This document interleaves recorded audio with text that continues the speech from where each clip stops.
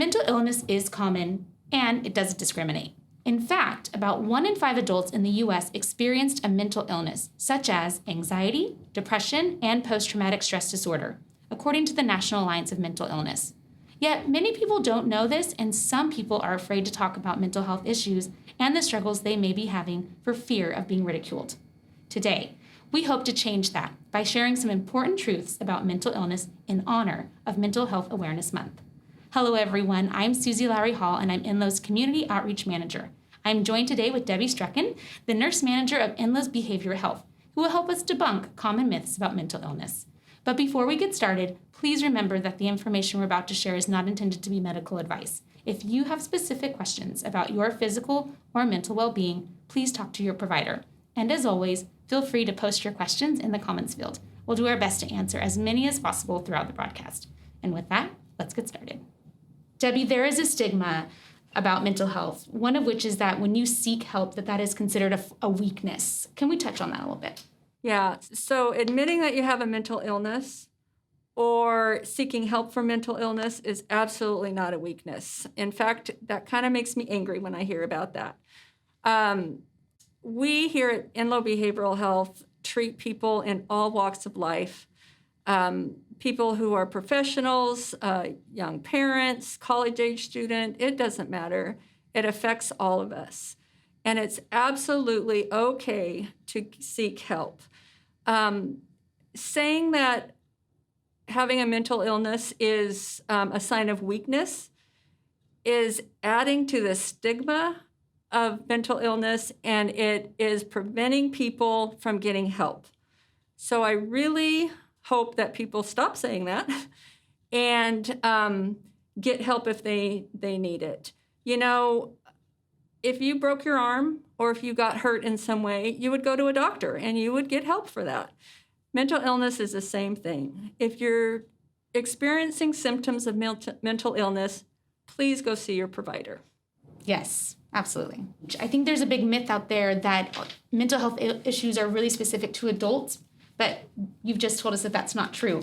Can you tell us how common are mental illnesses in children? So some studies indicate that there are as many as 1 in 6 U.S. children between the ages of 6 and 17 has a treatable mental health disorder such as depression, anxiety problems, or attention deficit hyperactivity disorder.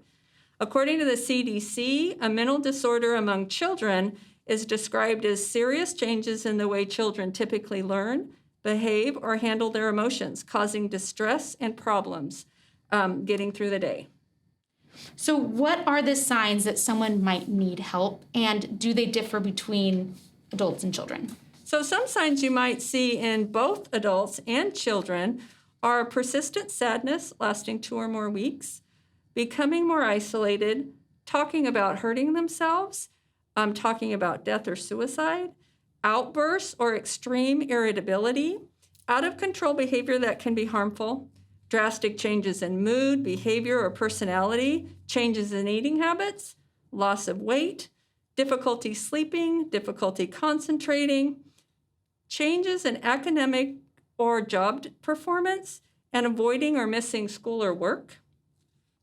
Now, in children, it's hard to recognize sometimes a mental illness is developing because children go through so many changes in their development from year to year. So the most important thing I want to say about that is if you're concerned, talk to your provider.